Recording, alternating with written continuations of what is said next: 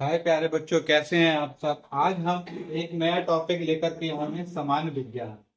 तो इस सामान्य विज्ञान में हम समझेंगे कि बल बल क्या होता है।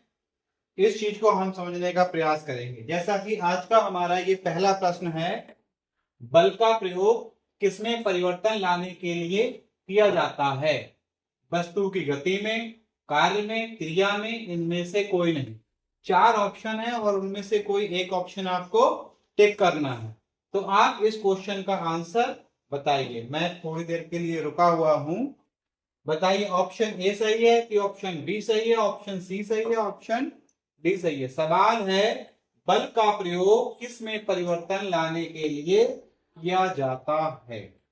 बल बल किसे कहते हैं। सबसे पहले हम समझेंगे कि बल किसे कहते हैं। बल किसे कहते हैं। बल तो लिखेंगे, बल वह राशि होती है। बल वह राशि होती है जो किसी वस्तु की स्थिति में परिवर्तन करने की चेष्टा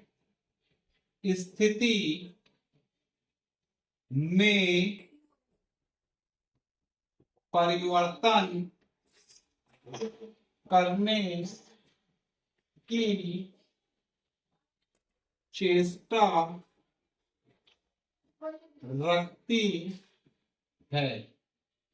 वह वह राशि होती है जो किसी वस्तु की स्थिति में परिवर्तन करने की चेष्टा रखती है।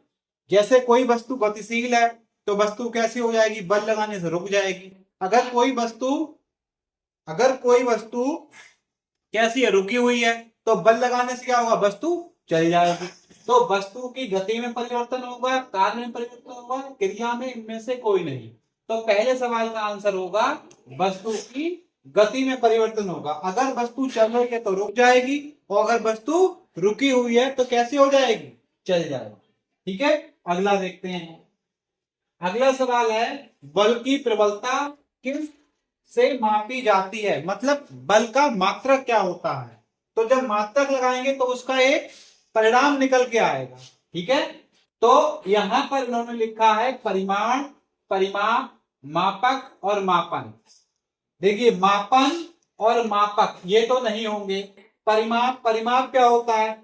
परिमाप होता है अगर कोई भी आकृति है तो उसके चारों ओर, यानी कि यहां से यहां तक और फिर ये और फिर ये दूरी कितनी है। तो ये दूरी क्या कहलाएगी, ये दूरी सब परिमाप कहलाएगी। चारों तरफ की दूरी किसी आकृति के क्या कहलाती है, परिमाप कहलाती है। तो यह भी नहीं है। तो बल की प्रबलता किससे मापी जाती है, परिमाण से। उसका मैग्नीट्यूड कितना है, उसका मैग्नीट्यूड कितना है, कितने न्यूटन। बल का मात्रा क्या होता है, मैं आपको लिखा दूं, बल का मात्रक क्या होता है, न्यूटन होता है। बल का मात्रक क्या होता है, न्यूटन होता है। तो हम ये बताएंगे कि कितने न्यूटन का फोर्स लगा। तो ये जो न्यूटन शब्द है, कितने न्यूटन का फोर्स लगा, ये क्या कहलाएगा, ये परिमाण कहलाएगा। क्या कहलाएगा, परिमाण कहलाएगा। अगला सवाल देखते हैं, बल का उपयोग किस किस में होता है। उठने में, खेलने में, धक्का देने में, उपरोक्त सभी में। आपका आंसर मैं वेट कर रहा हूं, कमेंट करिए अपने आंसर को, फिर मैं अपना आंसर बताऊंगा। बल का उपयोग, बल का प्रयोग हम कहां कहां कर सकते हैं। बल का प्रयोग हम कहां कहां कर सकते हैं, उठने में, खेलने में, धक्का देने में, उपरोक्त सभी में। तो दैनिक क्रियाओं के जितने भी कार्य होते हैं उन सब में हम क्या करते हैं, बल का प्रयोग करते हैं। चाहे वह उठना हो, चाहे वह खेलना हो, चाहे वह धक्का देना हो। तो इसीलिए हमारा क्या आंसर हो जाएगा, उपरोक्त सभी। चार ऑप्शन के चारों सही है, तो इसलिए चौथे ऑप्शन में लिखा है उपरोक्त सभी। तो यही हमारा इस सवाल का फाइनल आंसर हो जाएगा। ठीक है, अगला क्वेश्चन देखते हैं हम। क्वेश्चन नंबर 4, पेशीय बल को क्या कहते हैं। अब ये देखिए, पेशीय बल क्या होता है। मांसपेशियों के अंदर जो बल लगता है जिनके कारण हम किसी चीज को उठा सकते हैं, किसी चीज को धक्का दे सकते हैं, खेल सकते हैं। ये सब किसके कारण संपर्क हो पाता है? पेशीय बल के कारण। अब पेशीय बल, अगर हमने इस बोर्ड को पुश किया है तो हमने क्या करा होगा? टच किया होगा, संपर्क में आए होंगे। बिना संपर्क में आए हम इस पर बल इंपोज नहीं कर सकते। इसीलिए पेशीय बल को क्या कहते हैं? असंपर्क बल, मतलब नॉन टचेबल फोर्स, या संपर्क बल टचेबल फोर्स, दाब प्रेशर, या फिर घर्षण। तो घर्षण तो नहीं कह सकते, ये हमारा आंसर होगा संपर्क बल। ठीक है, कॉन्टैक्ट फोर्स। अगला सवाल हम देखेंगे, किसी वस्तु पर बल लगने से उसकी आकृति में क्या होगा? बदलाव, प्रभाव, प्रयास, या ऑप्शन 4 परिवर्तन। तो मैंने अभी बताया था बल क्या होता है। बल होता है एक राशि होती है जो किसी वस्तु की स्थिति में परिवर्तन, बदलाव नहीं कर सकती। बदल थोड़ी ना देगी वस्तु को। वस्तु अगर ये बोर्ड है, हमने इस पे बल लगाया तो ये बोर्ड से कुछ और बन जाएगा, बदलाव नहीं होगा। प्रभाव के कारण उसमें कोई डिजाइन चेंज हो जाएगी? नहीं होगा। प्रयास, परिवर्तन हो जाएगा। अभी बोर्ड स्ट्रेट है, हमने बल लगाया तो बोर्ड एकदम तिरछा हो सकता है। तो क्या होगा? वस्तु पर बल लगने से उसकी आकृति में क्या होगा? केवल और केवल परिवर्तन होगा, चेंजेस होंगे। ठीक है, वो भी अस्थायी चेंजेस होते हैं। जैसे ही वो बल हटेगा, वस्तु पुनः अपनी अवस्था में आ जाएगी। अगला सवाल देखते हैं, हमारी मांसपेशियों में लगने वाले बल को क्या कहते हैं? जो हमारी मांसपेशियों के अंदर बल लगता है उसको हम क्या कहते हैं? तो हम, पहला ऑप्शन है हमारा पेशीय बल, दूसरा है हमारा घर्षण बल, और तीसरा है हमारा चुंबकीय बल, और चौथा है हमारा स्थिर बल। ठीक है, तो पहला क्या है? पेशीय बल। मांसपेशियों के अंदर जो बल लगेगा उसे क्या कहेंगे? पेशीय बल। घर्षण बल क्या होता है? ये अभी आगे सवाल आएगा तो उसमें देखेंगे।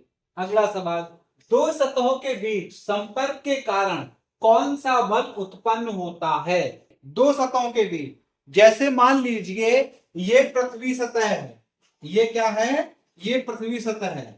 ठीक है, ये पृथ्वी सतह है और इसके ऊपर कोई भी पहिया चल रहा है, इस टाइप से ये पहिया चल रहा है।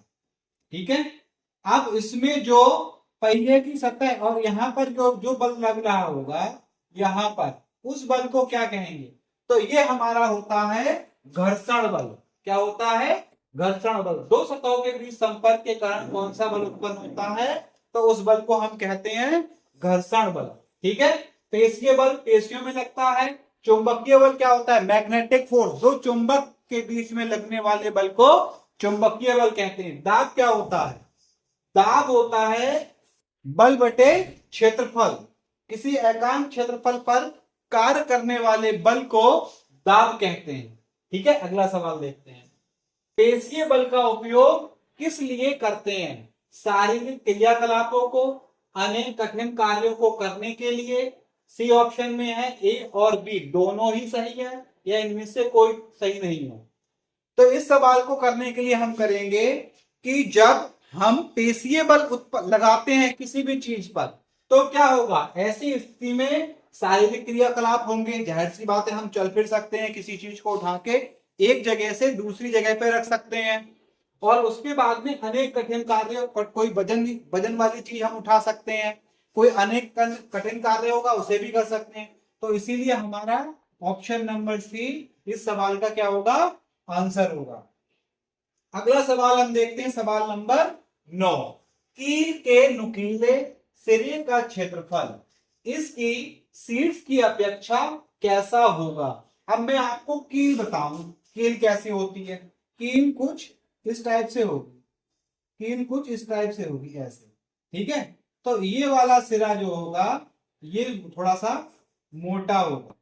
ठीक है, ये वाला सिरा जो होगा मोटा होगा, ये इस टाइप से। ये हमने इसको थोड़ा सा मोटा कर दिया इस टाइप से। ठीक है, ये अब ये कील बनी।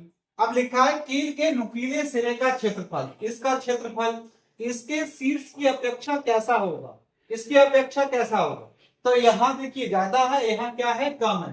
तो शीर्ष की अपेक्षा कैसा होगा, नुकीले सिरे का क्षेत्रफल कम होगा। ठीक है, तभी तो कील दीवार के अंदर धस पाएगी, वरना कील दीवार के अंदर नहीं धसेगी। अगला सवाल देखते हैं, कोई भी वस्तु किस बल के कारण पृथ्वी में गिर जाती है। पृथ्वी में गिर जाती है मतलब पृथ्वी पर गिर जाती है, यहां होना चाहिए था पृथ्वी पर गिर जाती है। अपकर्षण के कारण, अभिकर्षण के कारण, या गुरुत्वाकर्षण के कारण, या इनमें से कोई नहीं।